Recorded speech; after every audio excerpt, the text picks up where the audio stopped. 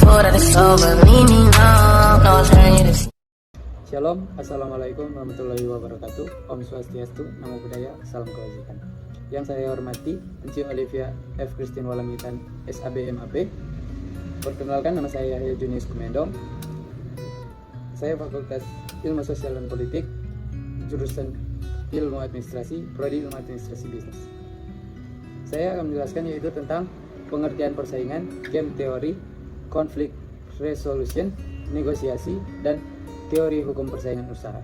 Yang pertama yaitu pengertian persaingan. Persaingan atau kompetisi adalah ketika satu pihak mencoba untuk memenangkan sesuatu atau menjadi lebih baik dari pihak lainnya. Ciri-ciri persaingan itu adapun untuk beberapa karakteristik adanya persaingan antara lain satu, ditunjukkan dengan sikap terbuka ataupun kadangkala bersikap tertutup. Yang kedua, tidak menimbulkan korban jiwa lantaran adanya kesadaran secara sehat. Dan yang ketiga, tidak dengan kekerasan. Berikut contoh persaingan, yaitu ada di dalam ekonomi, kebudayaan, agama, dan ras. Faktor penyebab persaingan yaitu satu, terjadinya perbedaan pendapat terkait dengan prinsip yang menjadi keyakinan bagi individu atau maupun kelompok. Dua, terjadinya perselisihan paham yang akhirnya mengusik harga diri. Dampak yang terjadi dalam persaingan mampu mendorong kehilangan harta benda jikalau sampai terjadi benturan, dan akan terjadi negosiasi yang alot hingga memicu konflik di antara pihak-pihak tertentu. Contoh persaingan di masyarakat dalam kehidupan sehari-hari, yaitu dalam kehidupan sehari-hari kita seringkali melihat persaingan 12 besar para penyanyi dalam kompetisi dangdut yang disiarkan secara langsung di salah satu stasiun TV swasta. Persaingan dalam bentuk ini sejenis kompetisi yang ada pihak menang dan pihak kalah. Yang kedua, game teori. Game teori atau dalam bahasa Indonesia teori permainan. Teori permainan ini sudah sejak lama dikenal dalam disiplin ilmu matematika. Perintis game teori ini antara lain yaitu Zermelo dan Borel. Namun, orang yang dianggap berjasa dalam mempopulerkan game teori ini adalah seorang matematikawan yang bernama John von Neumann. Pada tahun 1928, Neumann telah mempublikasikan teorema fundamental permainan two-person zero sum, yang secara sederhana merupakan teorema dalam matematika murni. Game teori ini adalah analisis rasional dari situasi konflik dan kerjasama. Secara spesifik, permainan didefinisikan dalam situasi apapun, yaitu satu, harus terdapat minimal 2 orang pemain. Seorang pemain dapat berupa individu, tetapi juga bisa berupa perusahaan, bangsa, ataupun spesies biologi. Setiap pemain memiliki sejumlah strategi yang memungkinkan sekumpulan tindakan yang dapat dia pilih untuk mengikutinya. Yang ketiga, strategi yang dipilih oleh setiap pemain menentukan hasil atau outcome dari permainan. Yang keempat, berhubungan dengan setiap hasil permainan yang mungkin adalah sebuah kumpulan hasil atau payoff, numerical atau angka. Game teori adalah studi tentang bagaimana pemain seharusnya secara rasional memainkan game. Setiap pemain menginginkan permainan berakhir dengan memberikan hasil yang menguntungkan. Namun, hasil tidak ditentukan oleh pilihan strateginya saja, tetapi jangan tergantung kepada pilihan strategi pemain lainnya. Dan disinilah konflik dan kerjasama terjadi. Game teori memprediksikan pergerakan pasar atau perilaku ekonomi. Teori ini berangkat dari asumsi bahwa dalam permainan yang diikuti oleh pemain yang rasional, hasil keputusannya yang disebut tiap pemain akan berpengaruh ke pemain lainnya. Permainan akan mengidentifikasikan identitas, preferensi, dan strategi yang tersedia bagi tiap pemain. Yang ketiga, konflik resolution. Conflict resolution ini adalah seni dalam mengatasi perbedaan tujuan dan pendapat untuk menentukan cara agar setiap orang dapat bekerja sama secara damai.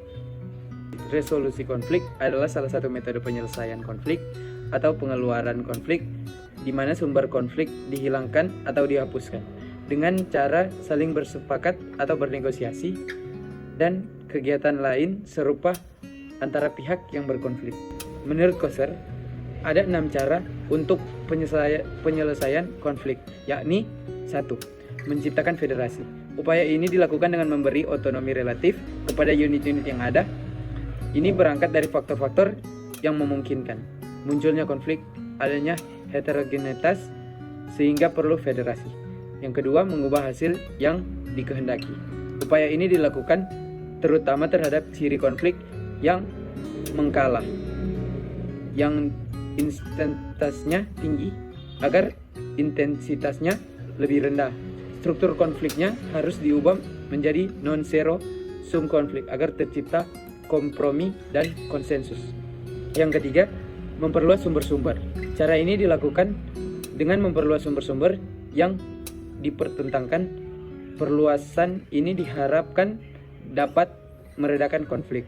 Keempat, yaitu memberikan bayaran tambahan. Pihak-pihak yang kalah dalam konflik diberi subsidi atau sejumlah kompensasi agar tidak tercipta oposisi politik. Yang kelima, pola-pola komunikasi. Konflik seringkali menyebabkan penggugat terhadap masing-masing pihak. Agar konflik tidak selalu diantagonistik, cara mengalihkan pola komunikasi yang bersifat antagonistik dapat dilakukan. 6. Mendefinisikan kembali konflik. Hal ini dilakukan terhadap konflik yang cenderung berubah dari konflik yang bersifat khusus ke konflik yang bersifat umum. Maka konflik harus diarahkan pada hal-hal yang bersifat khusus agar mudah penyelesaiannya. Tujuan resolusi konflik adalah sebagai berikut, yaitu mencegah konflik yang terjadinya perkembangan hingga tidak terkendali. Yang kedua, mencegah konflik laten munculnya kembali. Yang ketiga, menghapus atau menghilangkan sumber konflik. Yang keempat, konflik ditransformasi menjadi kekuatan perubahan sosial yang positif. Beberapa upaya yang dapat dilakukan untuk revolusi konflik menurut Lamuru adalah sebagai berikut. 1. Penyelesaian konflik tanpa kekerasan. Yang kedua, fasilitas atau pemberdayaan kelompok lokal atau masyarakat yang terkena dampak konflik. Yang ketiga, mediasi atau lobbying dan negosiasi para pihak konflik yang berkepentingan. Yang keempat, adanya informasi dan komunikasi atau dinamisasi upaya penyelesaian konflik diterapkan. Yang kelima, kolaborasi penyelesaian konflik bersama pemerintah. Yang keempat, yaitu negosiasi. Negosiasi adalah suatu cara untuk mencapai suatu kesepakatan melalui diskusi formal.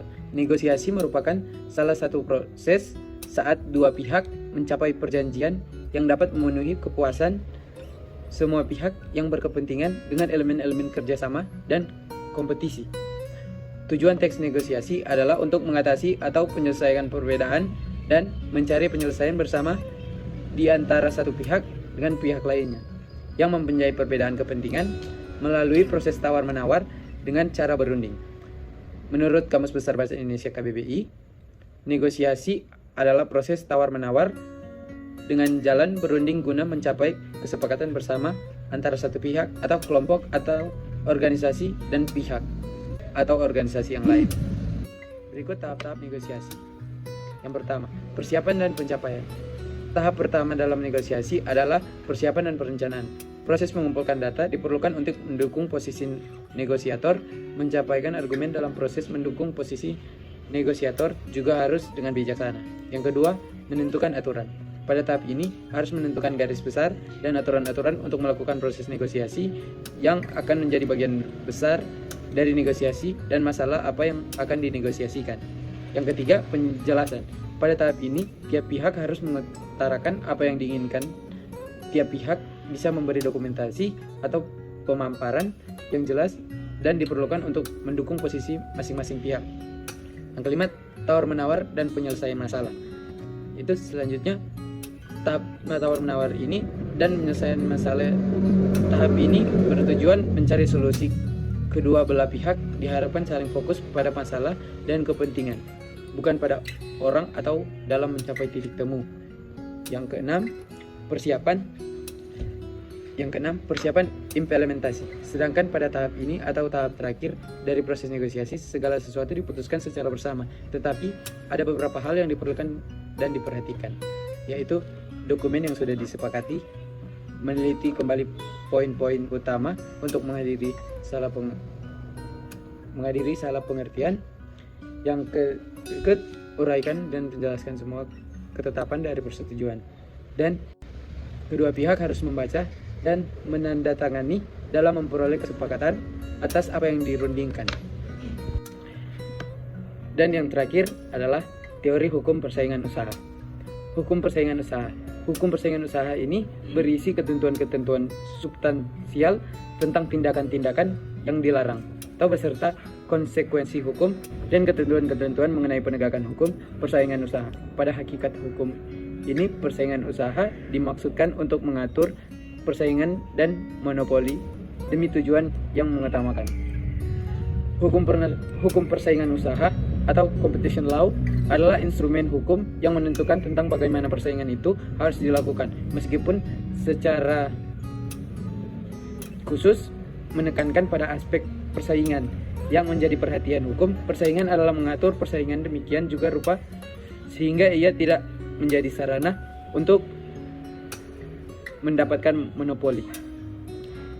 Tujuan hukum persaingan usaha diatur dalam pasal 3 Undang-Undang Nomor 5 Tahun 1999 tentang larangan praktik monopoli dan persaingan usaha yang tidak sehat, yaitu A. Menjaga kepentingan umum dan meningkatkan efisiensi ekonomi nasional sebagai salah satu upaya untuk meningkatkan kesejahteraan rakyat.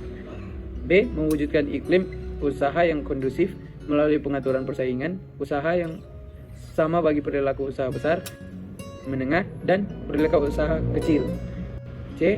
Mencegah praktik monopoli atau persaingan usaha tidak sehat yang ditimbulkan oleh pelaku usaha. D. Terciptakan efektivitas dan efisiensi dalam kegiatan usaha. Undang-Undang Nomor 5 Tahun 1999 tentang larangan praktik monopoli dan persaingan usaha tidak sehat bertujuan untuk menciptakan efisiensi pada ekonomi pasar demi meningkatkan kesejahteraan masyarakat dengan mencegah monopoli, mengatur persaingan usaha yang sehat dan bebas serta memberikan sanksi administratif terhadap para pelarangnya. Masyarakat Indonesia khususnya para pelaku bisnis sebetulnya sudah sejak lama merindukan sebuah undang-undang yang secara komprehensif mengatur persaingan sehat. Tetapi karena sifatnya yang sektoral, undang-undang tersebut sangat tidak efektif untuk secara konseptual memenuhi berbagai indikator sasaran yang diinginkan dicapai oleh undang-undang persaingan sehat tersebut.